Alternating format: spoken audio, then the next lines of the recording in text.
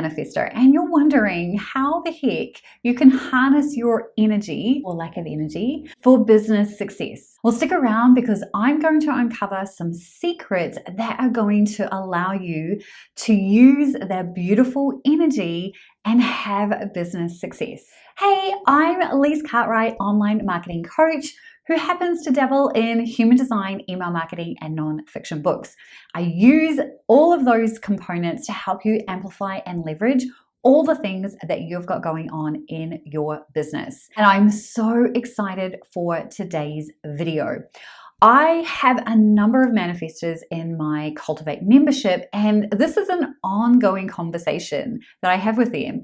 It is, hey Lise, how do I do business, have success, when for the majority of the time I have zero energy or have really low energy? What am I supposed to do with that? I totally get it. So let's walk through a couple of different things that you can do based on your beautiful manifestor ways. And let's start with the power of your throat center. This is what makes you a manifestor. You literally have the ability to manifest whatever it is that you want in business and life. You've just got to trust the process. So here is what you want to do. You literally just want to state out loud to the universe, this is what I want. And then tell the universe what you want. And then move forward. Right? You can totally make things happen through the power of your voice. But this is why informing is so crucial, particularly in your business. It'll also work in life, but it's also the piece that most manifestors struggle with. So here is how this is going to work in your business. So when you communicate effectively, not only do you empower those around you, but through the power in your voice, it creates a ripple effect. So when you understand all of those components, it becomes this beautiful, easy way for you to run your business. So how do you effectively use this power? The core piece of informing means to basically let people know what you're doing. Now, this might feel like you're asking for permission. It is not. You are telling, not asking. Think of it more as a heads up, right? You have this amazing idea, you're ready to move something into action.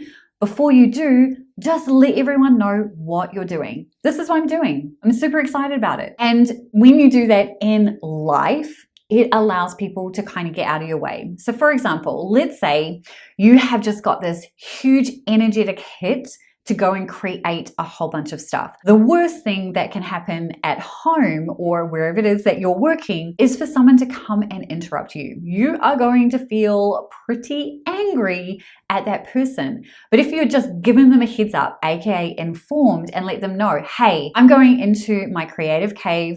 Do not come through that door unless it's life and death. Right? That's what it looks like to inform. Now with your audience, literally giving them a heads up on your intentions, on your plans, is going to allow those who resonate with what you're saying to jump on board, but also repel the people who don't resonate with what you're saying. And that's what you want to do. Your voice is not a gray area. It's either attracting or repelling, and that's what you want. So this is where you can use social media, if it's your jam, and your email to literally let your audience know what is happening week to week. Keep it super simple. Just letting them know, hey, this is what I'm working on. Behind the scenes work really well. Talk about the fact that things are changing. Talk about your energy. Literally feel like you're oversharing. Right? That's what informing looks like. And giving people just that heads up before you do promotions is also going to work really well. So never surprise your audience. They don't like surprises because for the most part, they are going to be sacral beings. And sacral beings need something to respond to, but also might need a little bit of time before making a decision. So the more leeway and heads up that you give your audience, the better. The second thing, and probably the most important thing that you're wondering about, is how do you manage your energy? Particularly when for the most part, you probably feel like you're operating at 20, 30, 50%. right? Not at your full 200%, because when you do have that burst of energy, it is 200% and you can literally get a whole bunch of stuff done. But those are few and far between. So what does that mean for you in your business? So we want to honor that ebb and flow. And here's what that looks like. Have a good understanding of your business, the business that you want to run. Now, clearly, you're not going to want to have a whole bunch of live components to your business unless you feel that energy and then roll with that when you do. So you can't map out this energy. It can take months, sometimes years, for the 200% energy to actually come back to life. So how do you do that from a business perspective? So this is where you definitely want to consider what is the lean version of your business, as in what's the minimum viable that you need for things to just kind of tick on over. Pay attention to those offers, set them up so that they can literally sell themselves. And when you find your energy dipping, this is literally a sign from the universe to rest. This is not the time to push through. Now, I'm speaking to you if you have heart or willpower defined. You are going to feel like you're just going to push through, and you can, but it's going to be hard and complicated. So pay attention to the dips, honor those dips, go and do things that are fun, or actually just rest. Through resting, you are preparing for the next massive 200% energy that you're going to get. So you need to be ready. This is not the time to make stuff happen and push.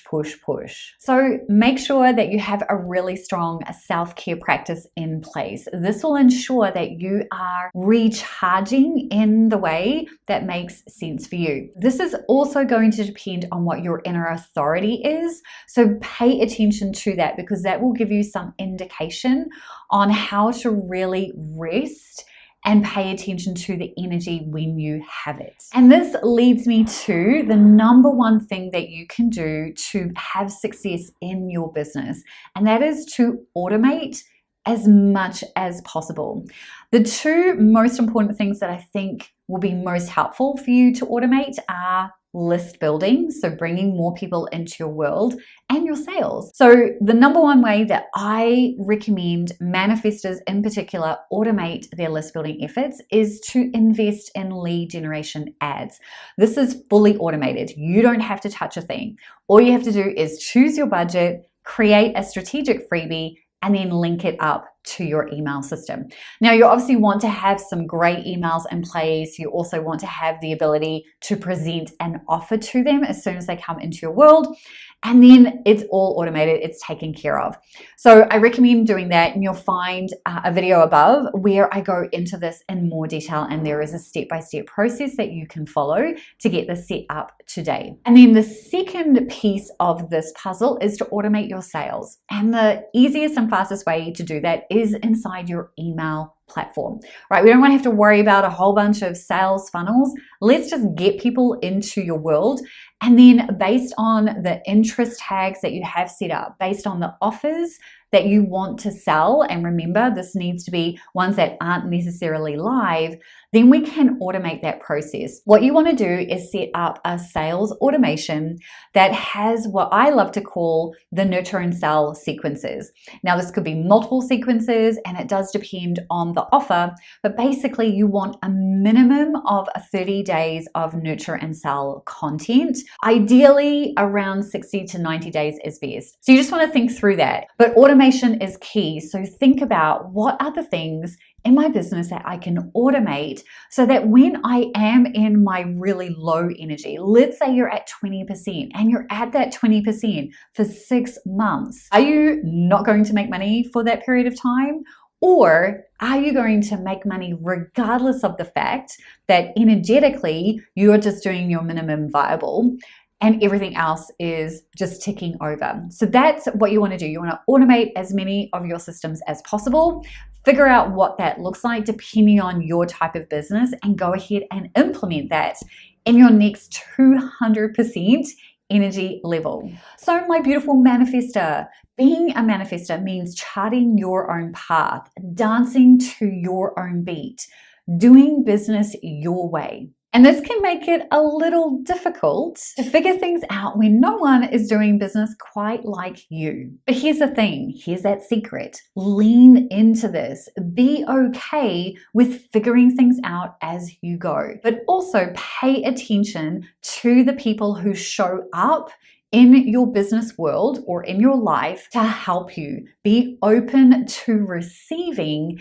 and you will be able to get all those pieces in place. And here's the thing, you totally got this. So if you want to learn more about how to really fully integrate human design into your business and focus on doing the things that are simply easy and fun for you, I would recommend checking out this next video. It's going to help you figure out some of those components, particularly when it comes to automating all the things in your business. I'll see you there.